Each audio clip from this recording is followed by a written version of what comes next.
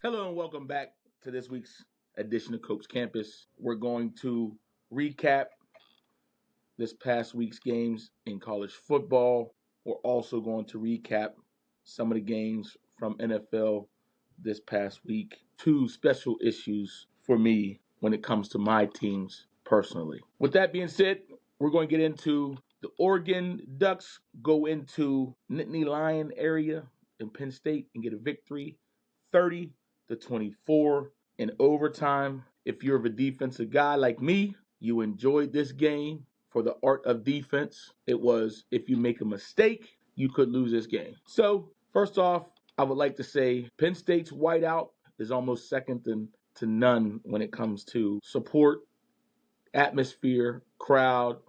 You have your blue bloods who do that.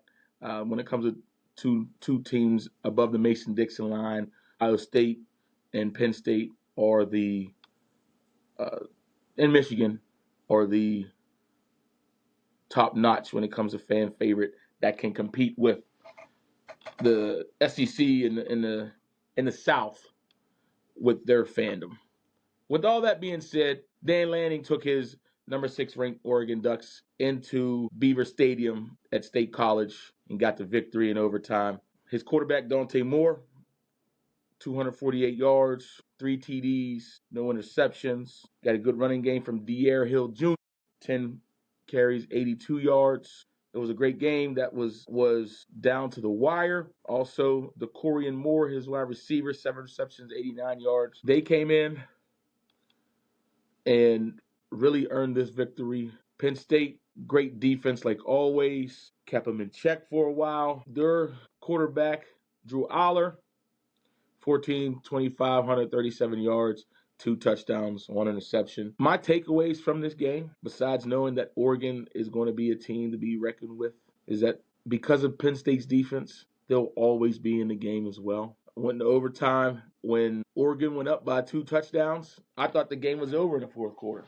I was about to text my Penn State friends and gloat a little bit because, Penn State hates Pitt, which I get because it's a rival, but they try to say it's not. But that's another discussion for another day. But I was about to hate because my Pittsburgh boys lost. I don't even want to talk. Well, I will talk about that later. Takeaway from this game for me is James Franklin. You should be on the hottest of hot seats. Your record is horrible when it comes to playing top 10 opponents. 4-20? That's not good. Not good at all. You get all these amazing recruits up there. With the atmosphere you have, you're an amazing recruiter, but you can't win the big one consistently. You can't win those big ones half the time. Yeah, you will be in the playoffs. You'll get a chance to redeem yourself.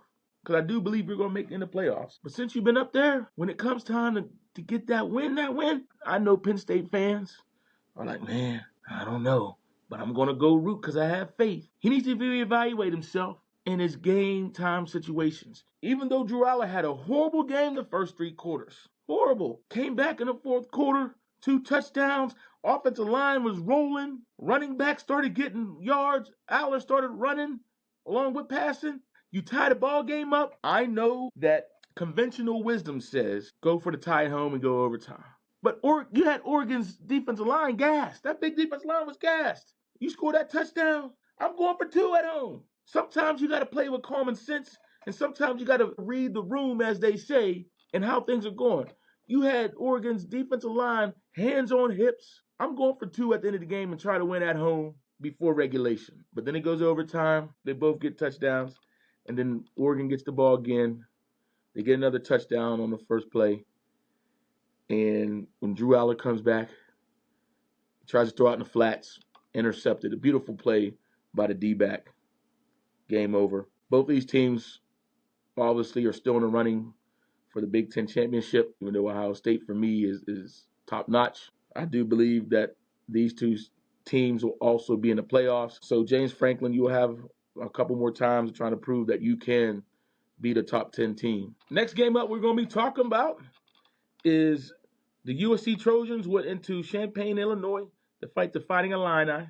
Trojans end up losing on a last-second heartbreak field goal from Illinois to lose 34-32. This was a great game. USC, it was your first ranked opponent that you played all year so far, and you went to Champaign. I thought USC was going to win this game. I was wrong. Illinois and Luke Altmaier. Altmaier 20 for 26, 328 yards, 2 touchdowns. The game-winning drive to get them down into field goal range so the kicker could win it.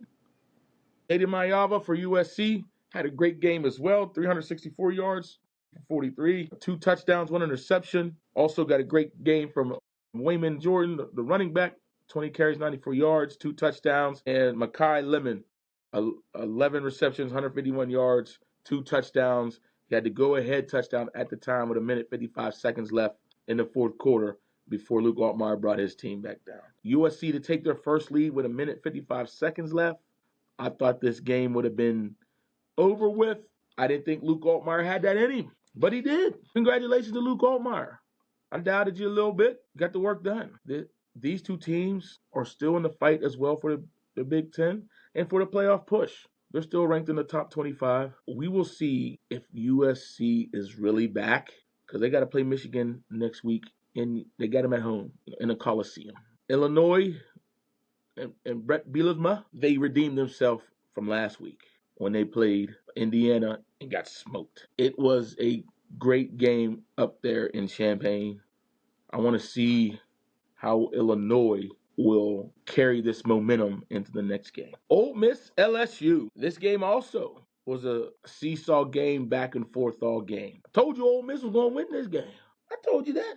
Good old Lane Kiffin and Trinidad Chambliss, they said, we're just going to keep our distance. You know, Lane Kiffin gets last laugh on his daughter's boyfriend's team at LSU. Trinidad Chambliss went 23 for 39, 314 yards, 1 touchdown, 1 interception. Juan Lacey, 23 carries, 87 yards of touchdown. Trinidad Chambliss also had 71 yards rushing as well. Jared Nussmeier came back down to reality again.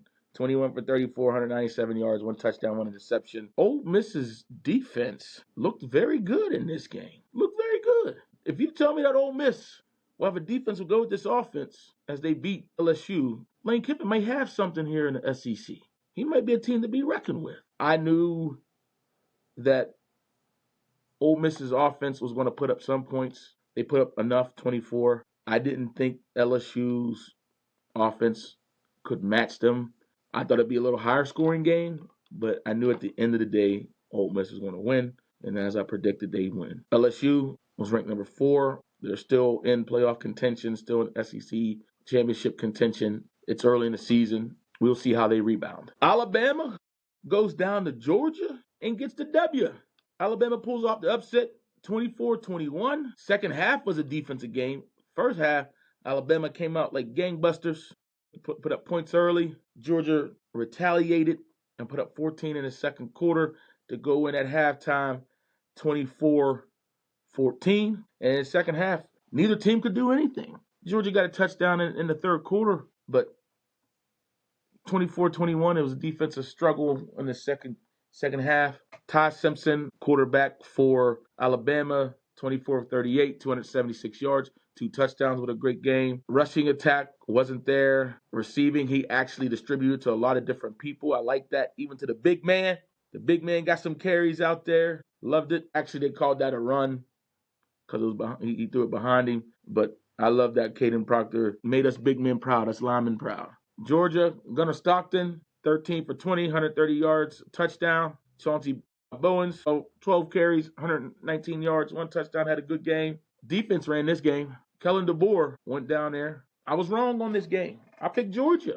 I was wrong. I admit when I'm wrong. Kellen DeBoer showed me something. For some reason, whether Nick Saban's there or not, Kirby Smart can't get over that Alabama hump. And the SEC's beating every other team handily and all the time. But He can't get over that hump of Alabama. Now Alabama is 1-0 in SEC. Georgia goes to 1-1. SEC's wide open. Like I said, it's early. We're going to see how these two teams develop down the road. This may be a rematch to the SEC championship game. Also want to throw in, Florida State got upset Friday night over Virginia in overtime. That was an amazing game to watch if anybody watched that. Kudos to Virginia and the Cavaliers, as they call them, the U's down there. Great to see fans storming the field. Hope my man Squirrel White, that used to be a University of Tennessee cat, now plays for Florida State. Hopefully he's all right. And got trampled on by them kids whenever he dove for the ball in the end zone, and they were waiting for that incompletion. I'm sure they'll get a fine. Virginia will, for storming the field. Those are worth it because it helps with getting recruits, especially if you have recruits there. And yeah, I want to be in this atmosphere. Now, your boy Cope was on campus at the University of Pittsburgh game against Louisville. I'm a homer. I'm loyal to my teams. People know my loyalty. People admire my loyalty. I also get made fun of because of my loyalty to some teams because they've been stinking for a long time, i.e. another sport, the Pittsburgh Pirates. So I'm going to bring it back to the University of Pittsburgh and the football team. They were up 17 after the first quarter, and you lose by 7 at the end of the game. I'm not going to talk about the players on the field because they come and go, even though we need to find a quarterback who makes good decisions. But hey, when I was 21, I didn't make good decisions. So I'm just talking about his decisions on the field. I'm talking about mine off. But let's get to the bigger picture. Pat Narduzzi got to go. He has to go. The new athletic director that we do have at Pitt, he came from the University of Tennessee, so I'm rooting for him. This goes out to all my Pitt fans. This goes out to the Pitt boosters. This goes out to whoever cares about Pitt. We need a new football coach. After Kenny Pickett left, which he had one very good season, went nothing but downhill. His conference record is like 5-17 in the last few years. And this is a Narduzzi problem because, as my daddy used to tell me, the pride cometh before the fall. You had a prime Kenny Pickett, Heisman Trophy candidate. You had a prime Jordan Addison, Biletnikoff Award winner at Pitt. And you had a BCS Bowl appearance. And what happens? You kick out the offensive coordinator because he wants to pass the ball. Tony Dorsett ain't coming back through them doors. This ain't 1976. We pass the ball in NCAA football these days. The game has evolved, Narduzzi. And since then, you got the wrong Signetti in there after that. We need Kirk that's up there in Indiana. He's doing good. Now we got Cade Bell, this young blood, and I like Cade Bell. I really do. I like Cade Bell a lot. But Narduzzi, it's you. It is you. It's the fourth quarter. You're up 7. You're on the opponent's 35-yard line. It's 4th and 7. And you go for it? It's not the place that you go for it. You're up. You don't need more points. You punt the ball, down them inside the 10, and let your defense make them earn it. But no, you go for it on 4th and 7. You don't get it. They come down to score. And then now the kid's mind's like, oh, man, we let this lead up. And then it's downhill from there. I need you out, bro. I need him out. I can't take this no more. He's a ticket holder for the last 13 years. We're going to see what happens at the end of this year. Because I can't do it. You started last year 7-0, and then you lost 6 straight, including the bowl game. And then the QB that you let walk on from hometown hero from Penn Hills, you don't say, hey, we're going to give you a shot to try to win this position, and you let him go somewhere else. You got to at least tell him, hey, it's open. We're going to let you fight for this job. But no, then he goes to Washington State. He's sitting on the bench at Washington State, but he could be sitting on the bench here for times like this whenever we have Holstein out here throwing it to the other man. He rolls out, throws it in the dirt, but I'm not going to get on him. This is the Narduzzi problem. Narduzzi, you got to go, man. You got to go. On to the NFL, where my Pittsburgh Steelers beat the Minnesota Vikings 24. It was technically a home game for my Pittsburgh Steelers, and it really was a home game because of all the people that were there from Pittsburgh. I saw some Vikings fans, but it was about 65-35 Steelers. Aaron Rodgers, 18 for 22, 200 yards, 1 touchdown. DK Metcalf, 5 for 126. I think he had 4 for 112 in the first half for a touchdown. 80-yard long bomb, slant to the house. MIA, take it to the house. This the way we take it to the house. Also, Calvin Austin, great block down there to make sure that He gets into the end zone. Defense starting to round into form. Play lights out. It's the first half, second half. You did bend but don't break defense. T.J. Watt with an interception. Deshaun Elliott with an interception. Sacked. Carson Wentz 6 times. Carson Wentz balled out though. 46, 350 yards, 2 touchdowns. He did have 2 interceptions. So he balled out in yards. But Minnesota's receiving. They had 2 receivers over 100 yards. Justin Jefferson, 10 for 126. Jordan Addison, 4 for 114. I told y'all what was going to happen. When you count the Steelers out and make them a big underdog, that's when I count Mike Tomlin in. Before I get into analysis of this game, I'd like to address my fellow Steelers fans who are Steelers fanatics, especially the ones in Western PA who are born and raised to root for the Steelers. You're always calling for Tomlin's job. Who do you want that's going to take over this job and maintain respectability and keep us afloat until we get a long-standing quarterback again? Who do you want? People keep on telling me Sean Payton's better than Mike Tomlin. Sean Payton had a prime Drew Brees and had a couple of under 500 seasons and didn't make the playoffs. People tell me they want new up-and-comers. Are you sure that they're going to be here and get the job done? Because I see the coaching carousel around the NFL. There may be some offensive coordinators who have a better offensive game plan, better than what the Steelers do. People tell me Sean McVay's better. Sean McVay has Matt Stafford, didn't make playoffs a couple years. He got a championship, a Super Bowl. Yeah, he does. And I respect that. He's also been to one and lost one, just like Mike Tomlin. But when you have longevity like Mike Tomlin, there's going to come trials and tribulations. So just chill out. We got it over here. Now getting back into the game, Aaron Rodgers had a good first half. I think he started 10 for 10, especially with that DK slant involved. The one guy I haven't talked about yet for the Pittsburgh Steelers, because I want to give him his own props, is my man Kenny Gainwell. 19 rushes, 99 yards, 2 touchdowns. Had a heck of a game. Bravo. This is the first time I've seen a resurgence of the run game. It was a good victory. Made it closer than it should have. So let me get to my issue of this game. The biggest issue of this game. Aaron Rodgers. So this goes out to you, brother Mike Tomlin, my man. Don't let Aaron Rodgers bully you to do what you don't want to do. Now, if this was Aaron Rodgers of 5-6 years ago, they're not taking into consideration. No, this is Aaron Rodgers on his third team. No, it's 4th and goal from the 3.5-yard line with 4 minutes left, and you're up 10. You kick a field goal, you go up 13, and now you make the Vikings have to go get 2 touchdowns in 4 minutes. That should have been the game plan. But Aaron Rodgers throwing temper tantrums so he can stay out there because he's feeling good. I'm glad this happened now and we got the victory, because Mike Tomlin, from now on, you better tell Aaron Rodgers, when you come back off your bye and you bring him into the meeting room, don't do that again. Don't ever. When I say come off the field, you come off the field. This is not Green Bay. This is not the Jets. This is the Pittsburgh Steelers. We are who we are, the city of champions. Because now you got the offensive lineman out there with Aaron Rodgers talk about the one offensive lineman out there trying to wave off Mike Tomlin and wave off. Who do you think you are? You need to worry about blocking.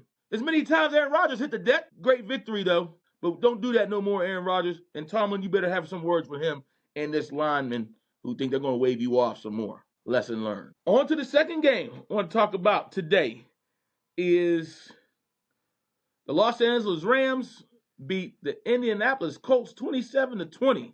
I called this game too. Daniel Jones, 24 for 33, 262 yards, 1 touchdown, 2 interceptions. He should have 2 touchdowns. We'll talk about that in a minute. They held Jonathan Taylor in check. The Rams did 17 carries, 76 yards. Mitchell, that came from Texas, 3 receptions, 96 yards, 75-yard long. It should have been a 76-yard long. I don't know why when people get in the open field, they want to dance before they get in the end zone. My daddy used to always tell me, don't put the cart before the horse. Get the ball in the end zone first, then you dance. Danny Dimes has been proving me wrong so far this year. He threw a beautiful ball from Mitchell. Mitchell had an amazing catch, did a spin off of 2 guys, and he's home free. The last 20 yards, 5 yards out, he decides he's going to put the ball in front of him. And when he does it, those grip, usually the stickum grip from the glove, usually has it secure, but he drops it and fumbles it out of the end zone. I bet you won't do that again, fella. Tyler Warren, 5 receptions, 70 yards. Michael Pittman had a touchdown. But for me, this game was about Matthew Stafford and his back being healthy. 29 for 41, 375 yards, 3 touchdowns, no interceptions, got sacked 3 times. Kyron Williams on 13 carries, 77 yards, had a good game, 5.9 yards per carry. My man Puka Nacua, man, this guy's beautiful. 13 receptions, 170 yards, and his first touchdown of the season. This guy, for me, after 4 games, the first quarter of the season, is in an MVP race. And for me, he's leading, hands down. Rams scored at the end. Well, my man Tutu Atwell, he had 1 reception on the day for 88 yards. That was a big reception. The game winner. Indianapolis Colts now 3-1. Los Angeles Rams now 3-1. We'll see how they do going forward. Philadelphia Eagles beat the Tampa Bay Buccaneers 31-20. They say that the Buccaneers is kryptonite in the last few years. They have given them problems, and they gave them problems here in the second half. First half, at halftime, it was 24-6 Philadelphia. But then that Baker Mayfield came back in the third quarter, got 14 points on the board, got a field goal, and got this close. It was a tale 2 halves for me. Jalen Hurts, 15 for 24, 130 yards, 2 touchdowns, no interceptions. He also ran the ball 9 times for 62 yards. Quan, pedestrian day, 19 carries, 43 yards, and a touchdown. Baker Mayfield, 22 for 40, 289, 2 touchdowns, 1 interception. Bucky Irvin, 15 carries, 63 yards. Bucky Irvin also had 5 receptions, 102 yards, and a touchdown with a 72-yard long one. And then Emeka Egbuka, 4 receptions, 101 yards, and he had a long one, 77 yards. First half was all Philadelphia. Second half, Eagles let them back in the game. It got pretty close. Got to a 1-score game, but then in the end, Baker threw an interception that was beautifully caught by the cornerback out there, Jahad Campbell. Very good. Eagles, you win ugly. A win is a win. That's what we say in the NFL. I think you're going to have some problems with A.J. Brown here in the future because he's more worried about his stats than winning. So we're going to see how this transitions here in the next couple of weeks if you keep playing ugly ball. Defense collapsed. Gave up 2 big plays for touchdowns over 70 yards. Here's first loss, 3-1. You play in the NFC South. I'm not worried about you too much. You play the defending champs. Let's get into my shocking game, how it went down of the week. Kansas City Chiefs and Arrowhead, 37, beat Baltimore 37-20. Patrick Mahomes, 25 for 37, 270 yards, 4 touchdowns. Had Xavier Worthy back. Xavier Worthy, 5 catches, 83 yards. He had 2 rushes for 38 yards. He opened this offense again, gave you that deep threat. So when you do that, it takes the pressure off of an aging Travis Kelce. He had 5 for 48. Juju had 4 for 36 and a touchdown. Hollywood Brown got his touchdown at the end, put the cherry on the top against his old team. Pacheco, 7 rushes for 35 yards. Lamar Jackson looked bad. 14 for 20, 147 yards, 1 touchdown, 1 interception. 6 carries for 48 yards. Derrick Henry only had 8 carries for 42 yards. Zay Flowers had a decent game, 7 catches, 74 yards. 2 takeaways from this game. The one takeaway is that Kansas City's still Kansas City. I picked this game wrong. I thought Lamar was going to get over the hump because I think you can't beat him all the time. Kansas City, Patty Mahomes, I told you I usually don't go against him. I actually go against him. When I do, this is what happens. So my takeaway from this is Kansas City's, once they got their deep threat back, and then they get Rashee Rice after the 6-game suspension, I think they're going to be in contention again. Baltimore hurt on defense, but everyone's hurt. It's the football season. But my takeaway for this team, Lamar Jackson, when it comes to playing Patty Mahomes, he just doesn't play like himself. Maybe he's not running because of his hamstring, but if you're in the game, you're 100% to me, and you have to play accordingly. Yes, we know that you're a very good passer. You came a long way since your rookie season, but you were a good passer when you was at Louisville. The reason why you're special is because you can pass, but also you're deadly with your legs. And if you don't use your legs, then you're not as deadly. So please, Lamar Jackson, when you're playing every team but my Steelers, and shout out to my man Deontay Long. He's out there. He's West Virginia native, but out there in Arizona makes these hats. Appreciate you for these custom hats, my man. But every game but the Steelers, I want to see you do well. So, John Harbaugh, you better get it together. You're 1-3. Just want to quickly mention New York Giants. They beat the Los Angeles Chargers 21-18. Giants defense we know is always real. Jackson Dart came in, got that scrambling touchdown at the beginning, gave this team life. But as soon as he gave that team life, Malik Neighbors gets that ACL injury, and he's out for the season. We're going to see how this team progresses. Brian Daboll, after the game, he was so proud of Jackson Dart. It was almost like it was his son. Hugging him, kissing on him. I know Jackson Dart kind of like, yo, bro, I do this. I told you to start me from the beginning. Jim Harbaugh, my man, and Herbert, who was my season MVP up until this game, didn't play well. And what's going on with Ladd McConkey? He was your guy last year, Herbert. Now he doesn't get any love. You better get back to that boy. To the last game that came on Sunday night, Green Bay 40, Dallas 40. Dak Prescott with an impressive 31 for 40, 319 yards, 3 touchdowns. Javonte Williams with another good game, 20 carries for 85 yards and a touchdown. George Pickens as the number 1 receiver with CeeDee Lamb hurt, 8 receptions, 134 yards, 2 touchdowns. He just does what we knew he did with the Pittsburgh Steelers. His talent has always been there. That's not his problem. His problem is how to handle his emotions when he's not getting the ball or things aren't going well. Dallas 1-2-1 now. Green Bay 2-1-1. Jordan Love had a great game, 31 for 43, 337 yards, 3 touchdowns. Josh Jacobs, 22 carries, 86 yards, 2 touchdowns. Josh Jacobs also had 4 receptions, 71 yards. Romeo Doubs, 6 receptions, 58 yards, 3 touchdowns. Great stats. Packers, where was your defense at today? Where was your defense at? Jordan Love give with 40 points. You gotta bring that home. I didn't think this should have been a game. But Packers, you must smelling yourself too much. You must have been smelling that Dove and that Irish Spring. But then when you smelled, that defense smelled, you didn't shower for 4 days. It should have been a victory for the Packers. But kudos for Dallas for keeping us in the game. These coaches have time management problems. Green Bay out here going nonchalant in overtime when the clock's running down. They should have had more plays than just bleeding the clock. I know Brandon Aubrey got a boot. He can probably boot one from 70. But we got to play to win. You got to be smart. You got to play to win, man. You can't be playing. We'll see if this will turn Dallas's season around. Yet you fought with the Eagles and you barely lost. You fought with the Packers, who were 2-1, and you tied. Green Bay, we'll see if this was a blip or a trend for you.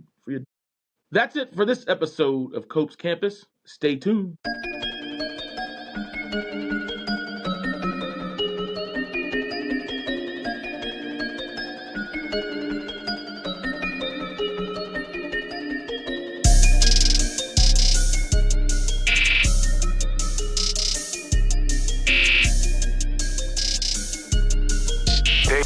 Daydream.